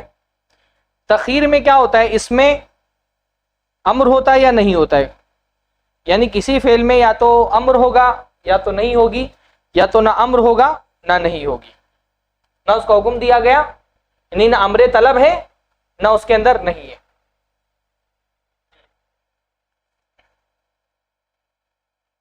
یعنی یہ جو تخیر ہے، یہ تخیر کون سی ہے؟ علی التسویہ. یہاں تخیر سے مراد کیا ہے؟ تخیر علی التسویہ، کسی چیز کو برابری میں آپشن دیا گیا ہے. تخیر تو آپ کے مستحب میں بھی ہے اور مکروہ میں بھی ہے نا، آپشن ہے نا آپ کے پاس. لیکن یہ علی التسویہ نہیں ہے نا، مکروہ میں چھوڑنا بہتر ہے، مستحب میں کرنا بہتر ہے. یہاں پہ جو تخیر دی گئی ہے یہ کیا ہے؟ علی التسویہ، برابری میں تخیر ہے. آدمی نہ چھوڑنے میں بہتری ہے نہ کرنے میں بہتری ہے. یعنی آپشن تو آپ کو مکروہ میں، مستحب میں بھی دیا گیا تھا کہ آپ نہیں کرنا چاہو تو مت کرو، لیکن کرنے میں فضیلت ہے. یہاں پہ کرنے میں فضیلت دی گئی نا، تو تسویہ نہیں رہ گیا. اسی طرح سے غیر لازم میں کیا ہے؟ یہ جو مکروہ ہے اس میں بھی کیا ہے؟ آپ کو اجازت دی گئی ہے کرنے کی، لیکن نہیں کرنے میں فضیلت ہے. تو یہ بھی الگ تسویہ نہیں ہے، برابر نہیں ہے دونوں. مباح کیا ہوتا ہے؟ یہ مستوت طرفین، دونوں طرف کا اس کا برابر ہوتا ہے، نہ اس کا حکم ہے نہ اس کے بارے میں نہیں ہے. تو اس کو کیا کہتے ہیں ہم؟ مباح. مباح، کسی چیز کو مباح کہنا بھی ایک شرعی حکم ہے نا. ہاں، مباح مطلب سمجھتے ہیں نا، جس کو ہم جائز یا حلال بول دیتے ہیں. اصلاً وہ شریعت کے میں مباح، کیونکہ جائز کے اور بھی بہت سارے وہ جو ہے دلالتیں ہوتی ہیں، وہ ہم لوگ دیکھیں گے انشاءاللہ آگے. تو یہ ہو گیا مباح. مباح بھی ایک حکم ہے نا، کہ اللہ تعالیٰ ہی ہے جو کسی چیز کو مباح بھی کر سکتا ہے. مباح کرنا بھی ہر کسی کا حق نہیں ہے، مباح کرنا بھی کس کا حق ہے؟ اللہ کا حق ہے.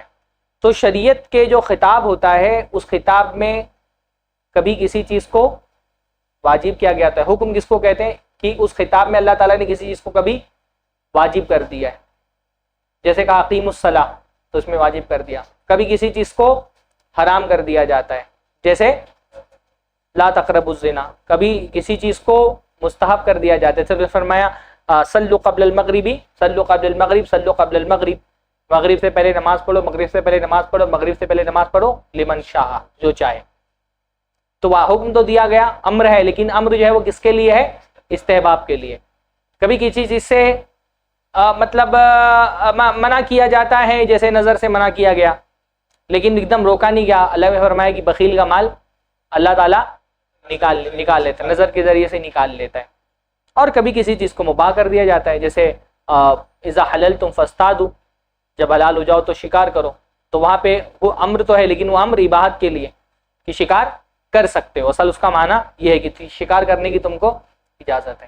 تو شریعت کے وہ سارے خطاب جس میں کسی چیز کو واجب کیا گیا ہو، مستحب کیا گیا ہو، مباح کیا گیا ہو، حرام کیا گیا ہو، اس کو کیا کہا جاتا ہے؟ حکم کہا جاتا ہے نا، سمجھ میں. اس لیے جب ہم کہتے ہیں قرآن کی آیات احکام یا احادیث احکام، تو اس سے کیا مراد ہوتا ہے؟ جس میں کسی عمل کے بارے میں حکم ہو.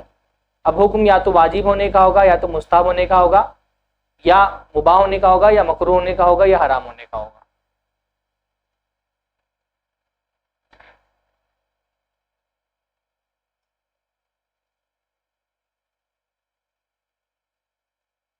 اب طلب، ہاں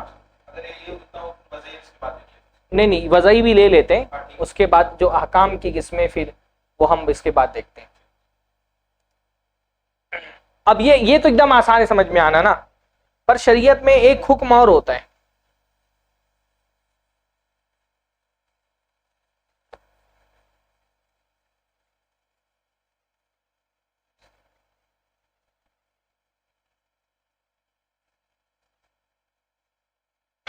کہ شریعت کبھی کسی عمل پر صحیح ہونے کا حکم لگاتی ہے اور کبھی کسی عمل پر فاسد ہونے کا حکم لگاتی ہے. جیسے نماز صحیح ہے، نماز فاسد ہے، بے صحیح ہے، بے فاسد ہے، نکاح صحیح ہے، نکاح فاسد ہے. یہ بھی تو حکم ہے نا. ہم نکاح پہ صحیح ہونے کا حکم لگا رہے ہیں، فاسد ہونے کا حکم لگا رہے ہیں. اب یہ بھی ایک طرح کا حکم ہے لیکن اس کے اندر طلب تو ہے نہیں کوئی، کیونکہ جو واجب مستحب مباح مکروہ حرام تھا یہ کام کے کرنے سے پہلے والا حکم تھا نا، یعنی کرنے سے پہلے آپ کو پتا ہے کہ اس کا تقاضا شریعت میں کیا ہے، اور صحیح اور فاسد کیا ہے، ایک کام کے کرنے کے بعد اس پر حکم لگتا ہے کہ یہ صحیح ہے یا فاسد ہے۔ ہاں تو حکم یہ بھی ہے، پر یہ اس حکم میں کیونکہ طلب نہیں ہے نا، واجب مستحب مباح مکروہ میں کیا ہوتا ہے، ہم کو طلب شریعت کی پتہ چلتی کہ طلب ہے کہ نہیں ہے، اور طلب ہے تو طلب کس طرح کی ہے، کرنے کی طلب ہے یا نہیں کرنے کی طلب ہے، اور نہیں کرنے کی طلب یا کرنے کی طلب ہے تو لازم ہے یا غیر لازم ہے۔ صحیح اور فاسد میں کوئی طلب نہیں ہے، یہ ایک کام کے ہونے کے بعد بتایا جا رہا ہے کہ یہ کام ہوا کہ نہیں ہوا، یا کام ہونے سے پہلے بھی کیسے کرنے سے صحیح ہوگا اور کیسے کرنے سے یہ صحیح نہیں ہوگا، تو حکم تو یہ ہے، لیکن اس حکم میں کیونکہ طلب نہیں ہے پر یہ حکم بھی ہے تو اس لیے اس کی تیسری کیٹیگری بنا دی گئی کہ کچھ احکام کیا ہوتے ہیں، احکام وضعیہ ہوتے ہیں جن میں حکم تو ہوتا ہے پر طلب نہیں ہوتی ہے نا۔ دیکھیے تخیر میں بھی یہی بتایا جا رہا ہے نا کہ اس میں طلب نہیں ہے، یعنی ایک طرح سے تخیر بھی کیا ہے، ہم کو یہ بتا رہی ہے کہ کوئی چیز اس کے اندر اس کا تعلق بھی طلب سے ہے کہ طلب ہے کہ نہیں ہے، تو یا تو طلب ہوگی یا تو طلب نہیں ہوگی، پر یہاں صحیح کیا ہے، اس کا تعلق طلب سے ہے ہی نہیں، تخیر کا تعلق کسی نہ کسی حد تک طلب سے ہے نا، کہ آپ کو اس میں پتہ چل رہا ہے کہ طلب نہیں ہے، پر یہاں پہ مسئلہ یہ ہے کہ اس کا طلب سے کوئی تعلق نہیں ہے، یہ تو کام کے ہونے کے بعد حکم لگ کر رہے ہیں، طلب کا معاملہ کب ہوتا ہے، آپ کو کرنے سے پہلے حکم معلوم کرنا پڑتا ہے نا، تو یہ صحیح اور فاسد بھی حکم ہے، لیکن یہ حکم کیا ہے، اس حکم میں طلب کا کوئی تعلق نہیں، اس لیے اس کے لیے ایک الگ استعمال کی گئی وضع۔ وضع کا مطلب کیا ہوتا ہے، رکھنا یا بنانا، ہاں تو کچھ چیز شریعت نے کچھ علامتیں بنائی ہیں جن علامتوں کی بنیاد پر ہم کو پتہ چلتا ہے کہ فلاں حکم صحیح ہے کہ نہیں ہے۔ اب دیکھیے جیسے یہ اصل میں احکام وضعیہ جو ہے نا، یہ جو وضعی احکام ہوتے ہیں یہ احکام تلبیہ کے خادم ہوتے ہیں۔ مثلا ظہر کی نماز پڑھنا کیا ہے، واجب ہے، ظہر کی نماز واجب ہے۔ اب یہ واجب جو آپ نے کہا یہ کیا ہے، حکم ہے، حکم تکلیفی ہے، اس میں آپ کو طلب بتایا گیا، لیکن اب چلو ہم کو نماز پڑھنا واجب ہے پر ایسے ہی نماز نہیں پڑھنا ہے نا، نماز کا کوئی سبب ہوگا، کوئی شرط ہوگی، کچھ معنی ہوں گے، تو اب جیسے اب نماز پڑھنا واجب ہے یہ تو پتہ چل گیا، ایک ہوتا ہے کسی فعل کو طلب کیا گیا، پھر اس کے بعد اس کے لیے کچھ ٹرمز اینڈ کنڈیشنز رکھی گئی ہیں، جیسے نماز کب پڑھنی ہے، ظہر کی نماز کب پڑھنی ہے، زوال کے بعد، تو زوال ایک علامت ہے نا، اللہ نے ایک علامت بتا دی ہے، تو زوال کیا ہو گیا، ظہر کی نماز کے لیے سبب ہے۔ ایسے ہی اب ظہر کی نماز پڑھنی ہے، کیسے پڑھنی ہے، مطلب اس کے لیے شرطیں کیا ہیں، تو مان لیجئے جیسے وضو، استقبال قبلہ، 4 رکعت، ہاں یہ سب کیا ہے، یہ شرط ہے، کب پڑھنی ہے، کیسے پڑھنی ہے، کب نہیں پڑھنی ہے، یعنی کوئی چیز ہوگی جس کو ہم کہتے ہیں کہ کب نہیں پڑھنی ہے، جیسے اگر حالت حیض میں عورت تو اب یہ کیا ہے، نہیں پڑھنی ہے، یہ رکاوٹ ہو گئی۔ اب کسی اللہ تعالیٰ جیسے یہ بتاتا ہے کہ یہ نماز واجب ہے، ویسے اللہ تعالیٰ یہ بھی بتائے گا نا کب پڑھنی ہے، کیسے پڑھنی ہے، کب نہیں پڑھنی ہے، سبب شرط معنی۔ اب جب سبب پایا جائے گا، شرط پایا جائے گا اور معنی نہیں پایا جائے گا تو یہ نماز کیا ہو جائے گی، ظہر کی صحیح ہو جائے گی، ہے نا۔ لیکن اگر سبب نہیں پایا گیا، ہاں سبب سے پہلے آپ نے پڑھ لی، یا شرط نہیں پائی گئی، یا یہ دونوں نہیں پایا گیا لیکن معنی پایا گیا اور پھر آپ نے نماز پڑھ لی، تو کیا ہو جائے گا، وہ فاسد ہو جائے گا۔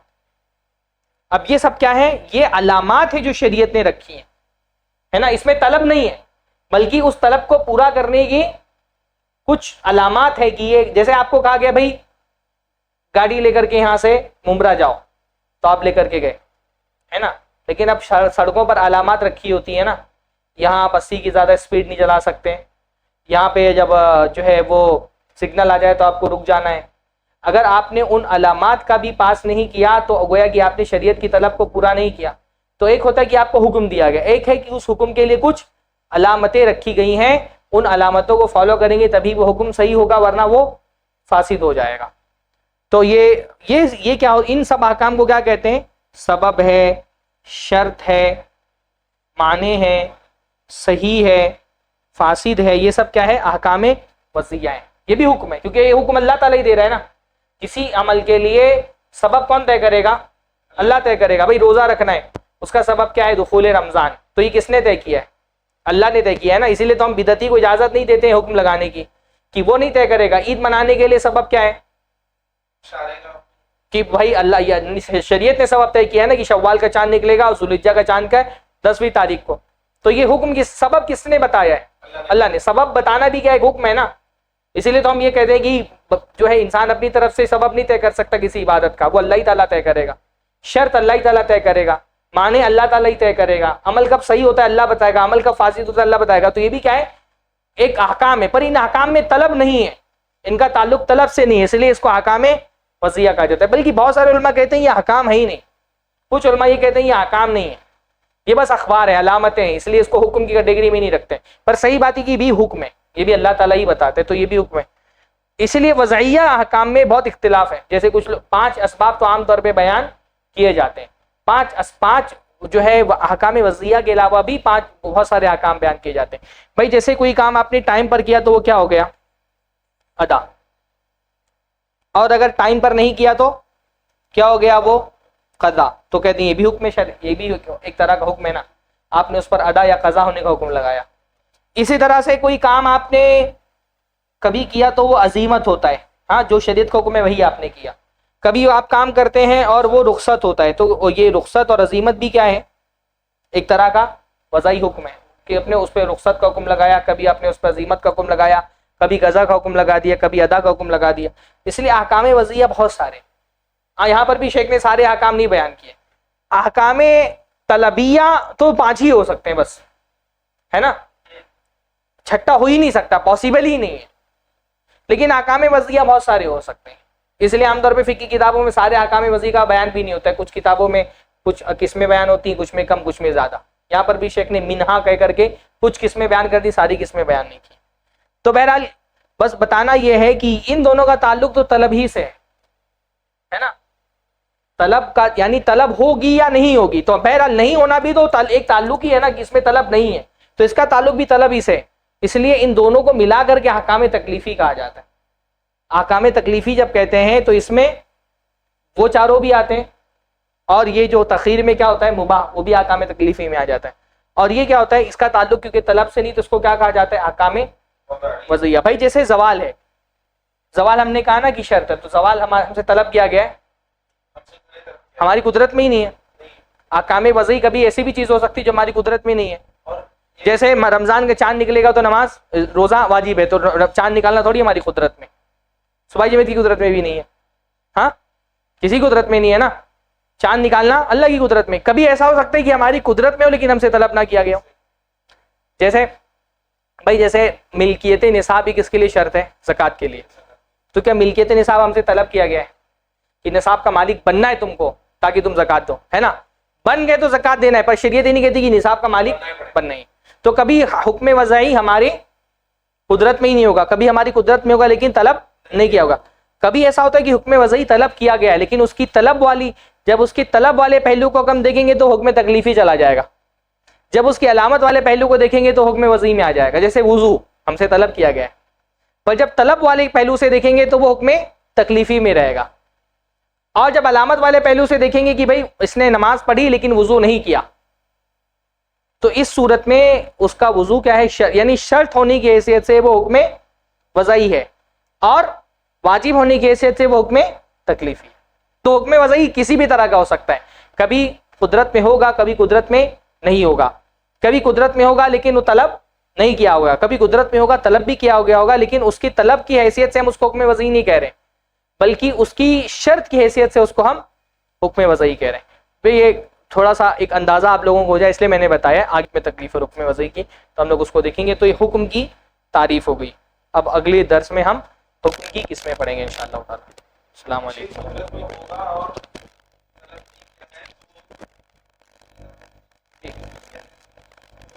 میں یہ کہہ رہا ہوں کہ حکم وضعی میں لازم نہیں ہے کہ آپ کی قدرت میں ہو، کبھی قدرت میں ہوگا کبھی نہیں ہوگا، اور ہو سکتا ہے کہ کبھی قدرت میں ہو لیکن آپ کو طلب ہی نہ کیا گیا ہو.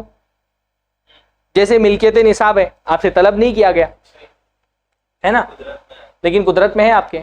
کبھی ایسا ہوگا کہ قدرت میں ہوگا اور اس سے طلب بھی کیا گیا ہوگا یا اس سے منع بھی کیا گیا ہوگا. جیسے بھی قتل جو ہے وہ مانع ارث ہے، قتل سے منع کیا گیا ہے نا، تو قتل کا حکم تکلیفی کیا ہے کہ وہ حرام ہے، اور حکم وضعی یہ ہے کہ وہ مانع ارث ہے، یعنی اس سے وراثت نہیں ملے گی. تو اس کے دو پہلو ہیں قتل کے، ایک پہلو اس کے حکم تکلیفی ہونے کا ہے، حکم تکلیفی ہونے کی حیثیت سے وہ حرام ہے. ہاں، وہ کس چیز کے لیے علامت بن رہا ہے، کبھی وہ علامت بن رہا ہے اور علامت سبب بن جا رہا ہے، کبھی علامت بن کر کے شرط بن رہا ہے، کبھی علامت بن کر کے معنی بن رہا ہے. تو وہاں پہ علامت بن رہا ہے نا، وہ کس بات کی علامت بن رہا ہے کہ اس کو وراثت میں حصہ نہیں دینا ہے، تو وراثت کے لیے معنی بن رہا ہے وہاں پر قتل. تو کبھی کا جو ہے معنی بن جائے گا، کبھی جو ہے وہ اس کا، جیسے بھائی بلوغت ہے، بلوغت ایک سبب ہے، تو بلوغت ہماری قدرت میں تھوڑی ہے، پر وہ بالغ ہو گیا تو شریعت کے احکام پہ وہ آ جائے گا، ہے نا. جنون ایک معنی ہے، معنی ہماری قدرت میں نہیں ہے. تو کبھی میں یہ کہہ رہا ہوں کہ طلب ہمیشہ اس چیز کے بارے میں ہوگی جو ہماری احکام تکلیفیہ میں جن افعال پر حکم لگتا ہے، وہ پہلی بات تو ہماری قدرت میں ہوتے ہیں، ہے نا، تبھی تو ان پر حکم لگتا ہے. جو چیز قدرت میں نہیں ہے اس پر حکم ہی نہیں لگے گا، مکلف ہی نہیں بنے گا بندہ اس کے بارے میں. تو احکام تکلیفیہ وہ ہوتے ہیں جن میں جو ہماری قدرت میں ہوتے ہیں. احکام وضعیہ میں لازم نہیں ہے کہ وہ ہماری قدرت میں ہوں، کبھی قدرت میں ہوں گے کبھی نہیں ہوں گے، کبھی قدرت میں ہوں گے اور ان سے کوئی امر و نہیں متعلق نہیں ہوگا، یعنی نہ ان سے طلب کیا گیا، اس میں کوئی طلب نہیں ہوگا. اور کبھی ایسا ہوگا کہ طلب بھی ہوگا لیکن طلب ہونے کی حیثیت سے وہ حکم وضعی نہیں ہوتے، بلکہ وہ علامت ہونے کی حیثیت سے حکم وضعی ہوتے ہیں. یہ میں ابھی تو خلاصہ ہے، ابھی انشاءاللہ تعالی تفصیل ہم اس کی پڑھیں گے آگے. حکم تکلیفی کی بھی قسمیں بتائیں گے شیخ، اور حکم وضعی کی بھی قسمیں بتائیں گے، تو اس میں تھوڑا سا معنی انشاءاللہ تعالی اور کھل جائے گا.